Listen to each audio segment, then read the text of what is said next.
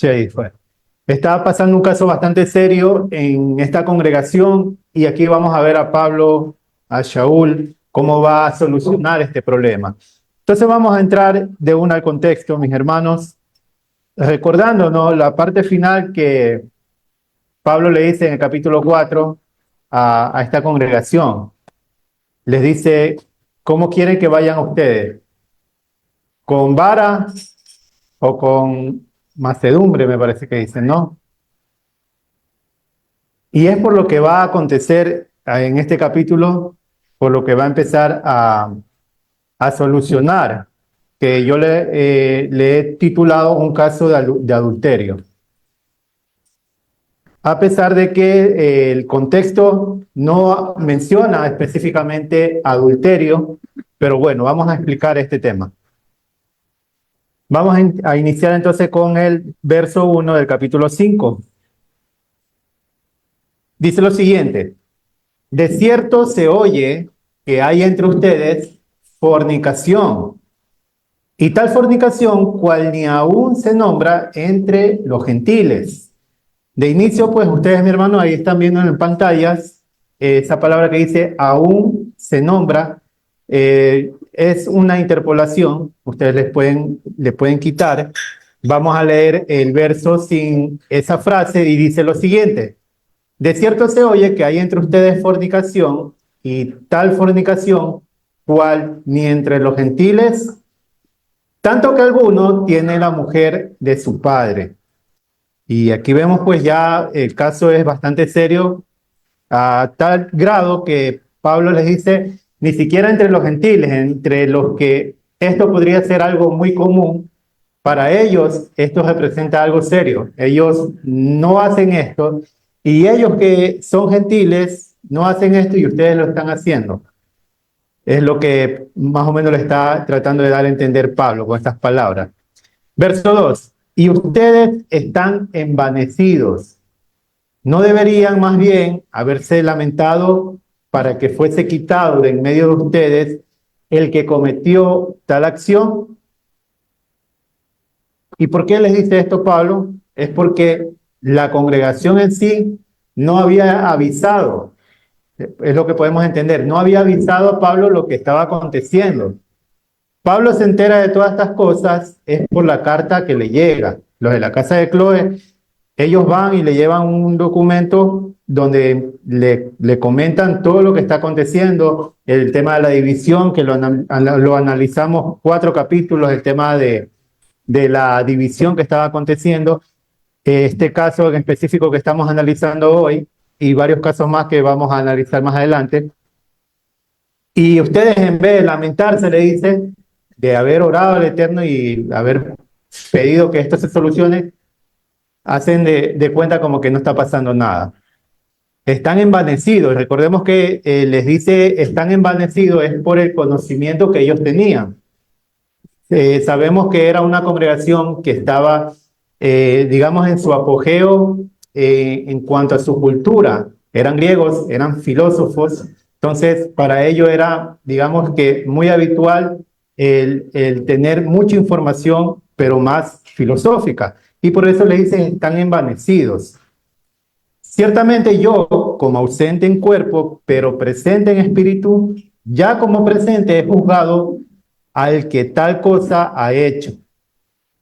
En el nombre de nuestro amo Jesucristo, dice en la versión Reina Valera, en el nombre de nuestro amo Yeshua, reunidos ustedes y mi espíritu con el poder del amo Yeshua, el tal sea entregado a Satanás para la destrucción de la carne, a fin de que el espíritu sea salvo en el día del Señor.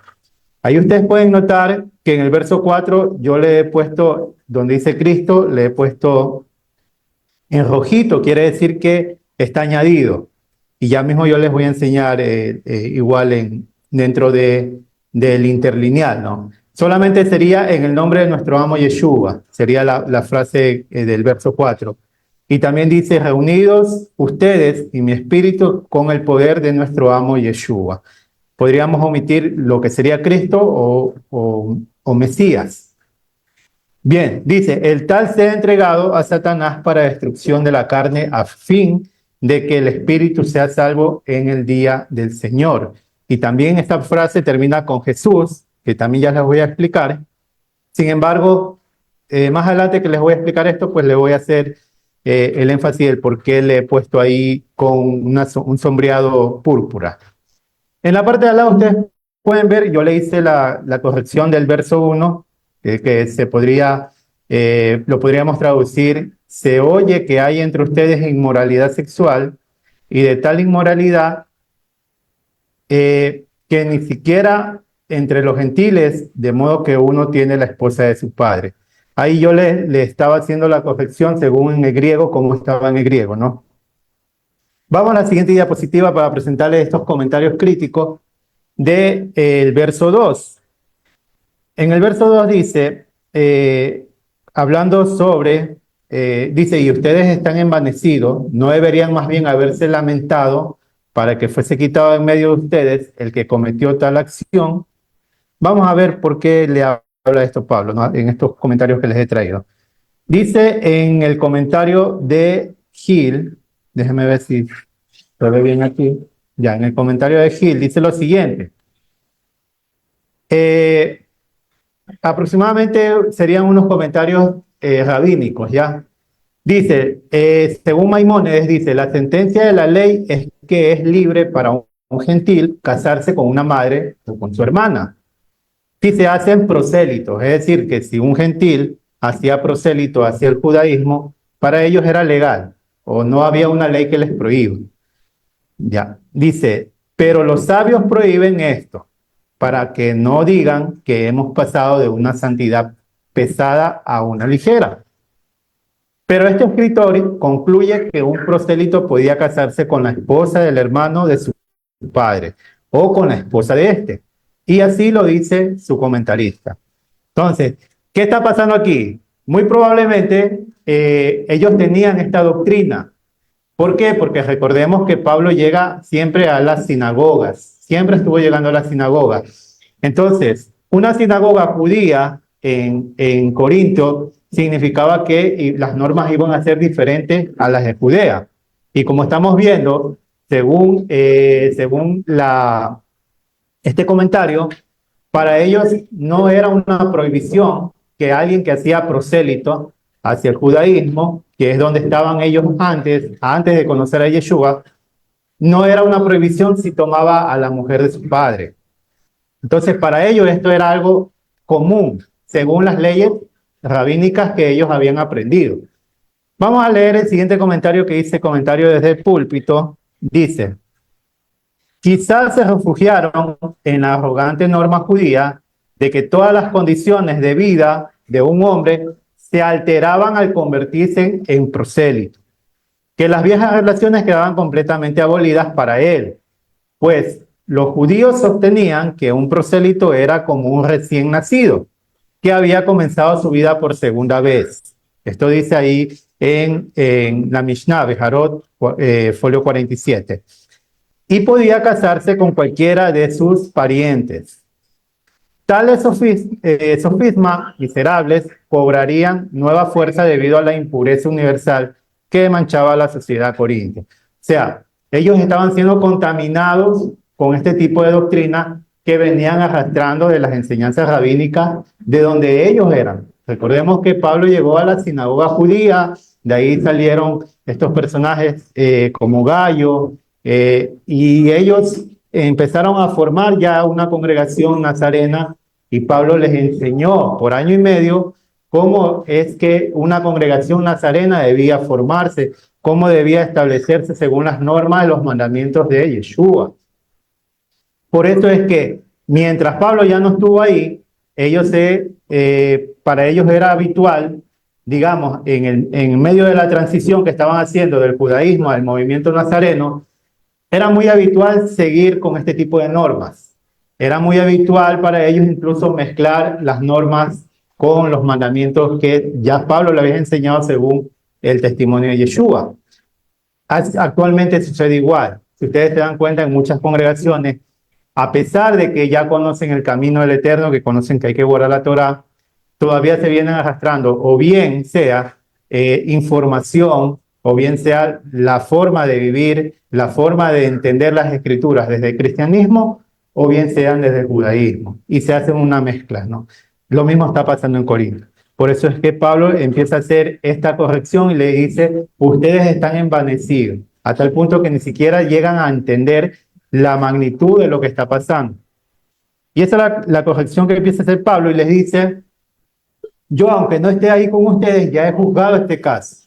Y dice, el tal sea entregado a Satanás. Entendamos que cuando habla de Satanás no está hablando del ser que siempre hemos hecho esta corrección, ¿no? Que no es el ser que en el cristianismo se nos ha infundido, ¿no? Un ser con cacho y con cola, sino más bien cuando habla de Satanás es el adversario. En algún momento, creo que el día miércoles que estuvimos analizando con el hermano Marcelo, con Manuel dio una explicación que me pareció bastante acertada, diciendo que el adversario puede ser el mismo ser de uno. Lo mismo que explica Pablo en Romanos 7, me parece que es, o en Romanos 8, cuando dice que el que es de la carne no puede guardar los mandamientos de Yahweh. Pero no está hablando de Satanás, está hablando de la propia carne de uno, nuestro propio ser. Entonces, vemos que dice Pablo que lo entregue, es decir, que lo entregue a su conocimiento, que lo entregue a sus obras, y que en algún momento todo esto pues va a ser juzgado por las mismas acciones que él hace. Entonces, vamos a seguir en el análisis, ¿no? Al verso 6.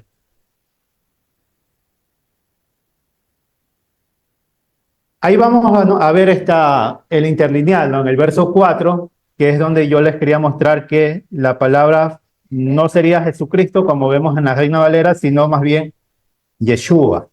Ahí dice Jesús, ¿no? En griego. Jesús. Ya, y aquí en la parte de al lado ustedes pueden ver el comentario que yo le puse con el poder de nuestro Señor Jesús. Ya, ahí está. Esa es para que ustedes tengan un respaldo de lo que de la corrección que estamos haciendo, ¿no? Sí, o sea, sería Jesús, la Reina Valera o Yeshua para nosotros, ¿no? Entonces ahí ustedes pueden ver en el verso 5, ahí habla, nos dice adversario, o también podríamos traducirlo como acusador. Aquí dice, termina con la palabra Yeshua, y algo que yo les quería mencionar es esto, ¿no? Esto que dice aquí en griego, si no estoy mal, dice Emerá, Tou, Curios, que quiere decir el día del Señor en griego. Si lo leemos en hebreo, tendría que decir el día de Yahweh, ¿ya? En griego, en hebreo es el día de Yahweh y en griego sería el día del Señor. Esta variante textual, yo les pongo aquí al lado un cuadrito, ¿no? ¿Sí ven el cuadrito? Si nosotros vamos a los diferentes manuscritos, sobre todo el papiro 46, que es uno de los papiros más antiguos del siglo II, en el papiro 46 termina la frase como curios. De la misma manera, se encuentra respaldado en el Códice Vaticano, que es un códice del siglo IV. Y algo importante también es que dentro de la versión de Marción del Ponto, que es una de las versiones más antiguas del siglo II, también del año 140 aproximadamente, también se encuentra atestiguado que este verso no termina con la palabra Jesús, sino que termina simplemente con curios. Ya, termina solo curios. Tanto Marción, Tertuliano y Orígenes nos dan testimonio de que el verso termina solamente en curios, es decir, en Señor. Ahora, vemos que en el Códice Sinaítico sí dice curios Jesús o Jesús, ¿no? En el Vaticano sí dice, y el Vaticano es parte de la fuente que toma el interlineal para poder sustentar, digamos, su traducción o su versión crítica en griego. Entonces, por eso es que nosotros vamos a encontrar que aquí en el interlineal sí dice Jesús, porque está tomando del Códice Sinaítico.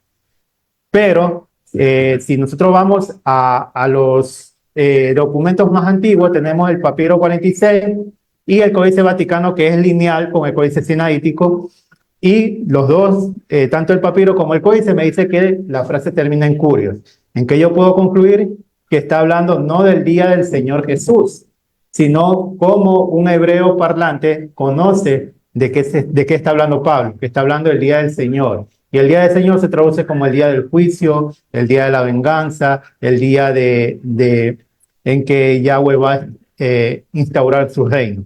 Entonces, bueno, ahí yo les dejo las variantes textuales respaldadas con los diferentes manuscritos y también pues ya ustedes deciden si desean tenerlo al final como Jesús o desean hacer la corrección como estamos viendo, ¿no? Que sería en el día del Señor.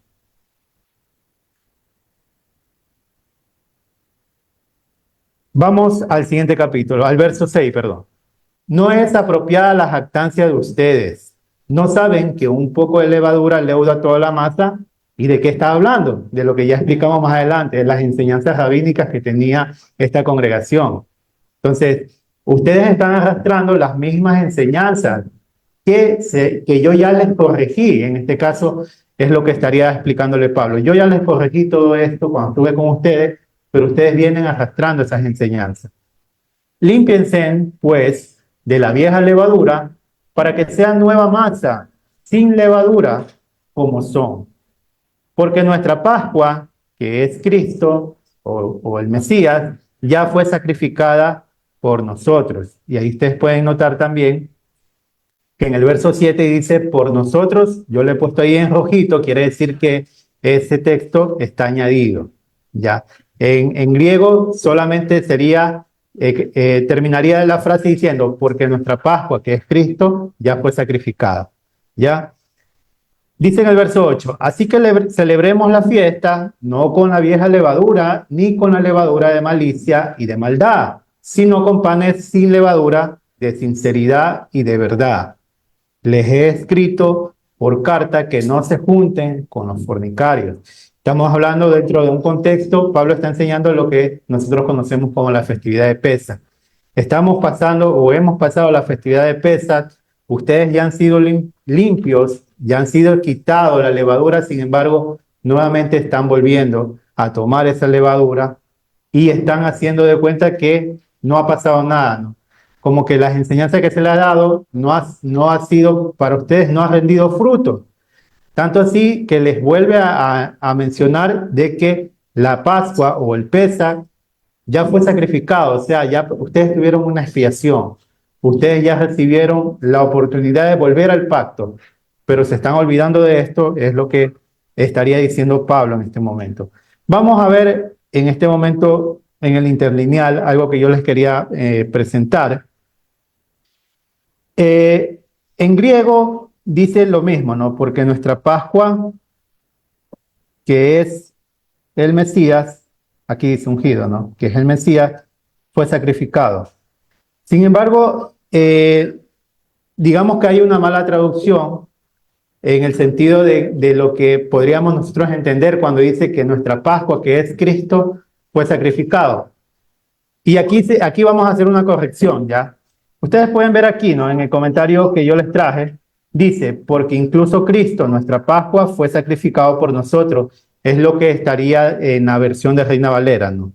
Pero dice, más bien en la lectura verdadera, o sea, en la lectura que está más apegada al griego, dice lo siguiente, Pascua fue sacrificada, incluso Cristo, o incluso el Mesías. ¿Qué está diciendo? No le está diciendo nuestra Pascua, que es el Mesías, fue sacrificado, sino que ya hemos celebrado la Pascua. Recordemos que cuando hacemos el Seder de Pesaj, nosotros hacemos la cena como se instauró, como la instauró Yeshua. Eso para nosotros significa la Pascua. Para nosotros esa es la Pascua. Nuestra Pascua ya fue sacrificada. Y le hace referencia al final, dice, incluso el Mesías, no como que el Mesías fue sacrificado en ese momento que celebramos la Pascua para nosotros, sino que les está recordando que el Mesías fue sacrificado en Pascua. Y cuando nosotros eliminamos por nosotros, que dice al final, ya nosotros sacamos ese concepto de que cada año estamos celebrando el sacrificio del Mesías por nosotros, porque no fue por nosotros. Recordemos que Pablo mismo enseña a los romanos que el Mesías pagó la deuda del pueblo por los pecados pasados del pueblo, dice, ¿no? En Romanos 4. Entonces, no les está haciendo referencia que celebraron la Pascua haciendo memorial del sacrificio del Mesías que lo hizo por nosotros, sino que dice, ya hemos celebrado la Pascua, incluso el Mesías, dice, cuando habla del sacrificio, incluso el Mesías fue sacrificado. Entonces, en la parte de aquí abajo, yo le puse igual como que la corrección del texto dice, límpiense pues de la vieja levadura para que sean nueva masa sin levadura, como son. Porque nuestra Pascua o Pesach fue sacrificada, incluso el Mesías. Entonces ahí ustedes podrían hacer la corrección del verso 7, ¿no? Vamos al verso 10. No obstante, no, perdón, no absolutamente con los fornicarios. Bueno, vamos a llevar la línea bien de lo que dice en el verso 9, ¿ya? Voy a retroceder al verso 9. Dice, les he escrito por carta que no se junten con los fornicarios, no absolutamente con los fornicarios de este mundo, o con los ávaros, o con los ladrones, o con los idólatras, pues en tal caso les sería necesario salir del mundo. O sea, yo les he recomendado todo esto, pero ustedes tienen que tratar de hacerlo lo mejor posible, ¿no?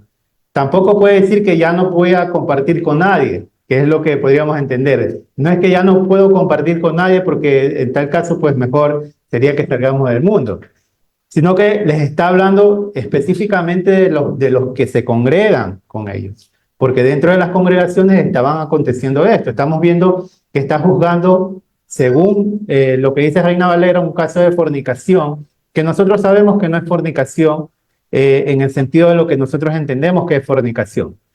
Fornicación, según lo que se entiende por el contexto histórico crítico y cultural, es que un hombre tenga relación sexual con una, la palabra se escucha un poquito mal, pero así como se dice, ¿no? Con una prostituta que sería una sacerdotisa sagrada. Ya dentro de los templos griegos, las sacerdotisas, ellas hacían este tipo de trabajo. Ellas daban placer sexual y esto era como una ofrenda para los dioses.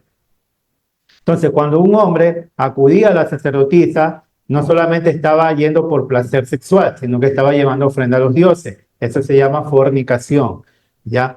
Entonces, ya más adelante igual vamos a explicar bien, según el contexto de la Torá, el caso que estaba pasando en este momento en 1 Corintios 5, ¿ya? Entonces, yo les hice ahí una corrección. Ustedes pueden igual poner apuntes en sus cuadernos, en sus Biblias. Y la palabra que dice ahí, o con los, yo la voy a omitir porque no se encuentra así en griego. En griego podría decir lo siguiente, a los codiciosos y violentos, que serían, como está traducido acá en Reina Valera, perdón, ávaros y ladrones. También se podría traducir como codiciosos y violentos. Entonces, bien, dice en el verso 12, porque ¿qué razón tendría yo para juzgar a los que están afuera? ¿No juzgan ustedes a los que están dentro? Porque a los que están fuera, Yahweh juzgará. Quiten pues a ese perverso de entre ustedes. Esa es la resolución de Pablo cuando dice yo ya juzgué este caso. Entonces dice, ¿por qué?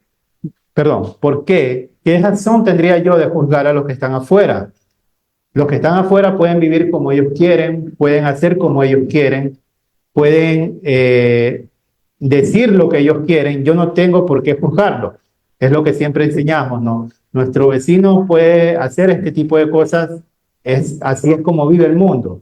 Nuestro vecino puede comer carne de cerdo, marisco, así vive el mundo. Ellos no tienen ningún problema, nosotros sí, porque nosotros tenemos un pacto.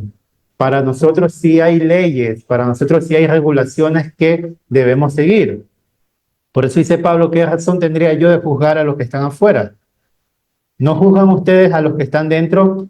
O sea, ustedes no están ni siquiera preparados para juzgar a los que están adentro, es lo que les está tratando de decir cuando les dice en su momento que tal fornicación ni siquiera se oye entre los gentiles. Por eso es que dice, yo juzgo, y al final en el verso 13 dice, porque a los que están fuera, Yahweh juzgará. Quiten pues a ese perverso de entre ustedes. Y ya vamos a entender por qué la resolución de Pablo en este caso de que quiten a esa persona. Y es importante que entendamos esto, mis hermanos, porque casos como estos se pueden dar dentro de las congregaciones. Y vemos que Pablo no está dudando, Pablo no está consultando qué hacer. Pablo sabe, bajo el contexto de la Torá, qué tiene que hacer. Y según el contexto de la Torá, un caso de esto se paga con muerte. Ya vamos a ver más adelante. Obviamente, siendo una congregación que no está dentro de Judea, sino que está fuera de Judea, no puede hacer este juicio que si en este caso aconteciera en nuestras congregaciones, tampoco podríamos hacer. No podríamos hacer según conforme la Torá, que dice que los dos testigos o los testigos tendrían que llevar a estas personas delante de los jueces y ellos son los primeros que tienen que tirar la piedra. Ellos deben morir apedrados, sí. Entonces, Pablo, como sabe que no puede hacer esto, no puede juzgar de esta forma, dice que el juicio es sacarlos de la congregación. Y ya vamos a entender también qué significa esto, ¿no? Porque hay personas que pueden creer que sacarlos de la congregación, es decir, yo me voy de aquí, ya no me quieren aquí, me voy, pero me voy a otra congregación. Creen que así van a engañar al Eterno no lo van a engañar. Cuando ya se hace un juicio que la Torá demanda, que es un juicio de muerte, un pecado de muerte que cometió la persona y es quitado de la congregación, eso delante del Eterno cumple su legalidad. Esa persona ya se perdió de reino. Así se vaya a meter a cualquier otra congregación, ore, ayune y haga todos las penitencias que sea, ya fue juzgado su caso. Y delante del Eterno, ese juicio cobra valor, cobra sentido. Entonces es importante que también entendamos esto, ¿no? Entonces vamos a ver unas diapositivas más que tengo aquí y vamos a hablar sobre el caso, ¿no? El caso de, de lo que dice Reina Valera, fornicación, que realmente tendría que ser un caso de adulterio como yo le he puesto al tema, ¿no? Dice en el Levítico 18, del verso 7 al verso 8, dice, la desnudez de tu padre o la desnudez de tu madre no descubrirás. Tu madre es, no descubrirás su desnudez. La desnudez de la mujer de tu padre no descubrirás, es la desnudez de tu padre. Y recordemos que esta palabra que se traduce como desnudez no es simplemente ver a una persona desnuda, sino tomar a esa persona. Tomar a esa persona que es propiedad de otro para uno. Ese es el contexto de la palabra que se traduce como desnudez. Cuando le dice, la desnudez de la mujer de tu padre, no descubrirás, está diciendo, no vas a tomar a la mujer de tu padre y vas a copular con ella. Dice en Levítico 20:11, cualquiera que yaciere con la mujer de su padre, la desnudez de su padre descubrió. Ambos han de ser muertos, su sangre será sobre ellos. Ese es el juicio, por eso Pablo no duda en decir, sáquenlos de la congregación. Y vamos a entender ese contexto también que podríamos decir que es como un hebraísmo, ¿no? Que dentro del contexto hebreo o dentro de un hebreo parlante, ellos entendían qué significaba sacar a alguien de la congregación. Yo les traje en esta última diapositiva algo que se conoce como el manuscrito 1QS. Estos son los manuscritos que se hallaron en las cuevas de Qumran o los manuscritos del rollo del Mar Muerto, o de las cuevas de Qumran. Entonces, en este manuscrito 1QS, este manuscrito relata algunas leyes que se cumplían dentro de dentro de las comunidades escénicas que vivían fuera de Jerusalén, específicamente en este sector donde se hallaron estos manuscritos. Entonces, dentro de las leyes que ellos tenían una ley que está aquí digamos que en el párrafo 5, y dice instrucciones sobre aquí en el párrafo 4 dice, reglamentos propiamente dichos. Estos eran los reglamentos que tenían que cumplir las comunidades, en este caso las comunidades escénicas. ¿Por qué les traigo eso? Es para que ustedes entiendan que así como ellos se organizaron fuera de Judea, asimismo era de conocimiento de todo judío en el siglo I cumplir este tipo de normas incluso dentro de la sinagoga. Entonces, como ellos venían con estas mismas ideas, ellos tenían este mismo concepto de cómo organizarse según la ley, según la Torá. Ellos también ponen dentro de su comunidad que estaba fuera de Judea este tipo de leyes. Y específicamente dice que hay reglamentos que son de expulsar a alguien de la comunidad. No excluir, sino expulsar, sacarlo. Ya esa persona no puede regresar a la comunidad. Y en el verso 8, le puse así, 1 QS 8, 21 al 4, ahí habla de que tienen que excluir a alguien de la congregación o de la comunidad si transgrede, puede ser intencionalmente o negligentemente. Intencional o negligentemente la ley de Moisés. Entonces, para un judío, para un hebreo del siglo I, entendía claramente que retirar a alguien de la comunidad o de la congregación era que esa persona iba a ser, en este caso, sacada del reino. No era simplemente que lo echaban fuera y que, bueno, me voy a otro lado. No, esa persona ya se perdía el reino. Para alguien del siglo I, entender que iba a ser excluido, retirado de la comunidad, era entender que ya se había perdido el reino. Entonces, por eso fue la resolución de Pablo de decir, yo ya he juzgado esto, saquen a ese perverso de entre ustedes. Entonces, todo este juicio que hace Pablo, a esta conclusión que llega Pablo sobre este juicio, está basado conforme a la Torá, que sí es importante que conozcamos o entendamos. No se inventa Pablo normas nuevas, no se inventa Pablo leyes nuevas. Pablo está juzgando conforme a la Torá y conforme el conocimiento que también ellos tenían de cómo se organizaba una congregación o una comunidad en el siglo I, incluso comunidades que vivían fuera de Judea. Entonces, espero que haya quedado claro el tema, mis hermanos, de que Pablo está juzgando un caso de adulterio.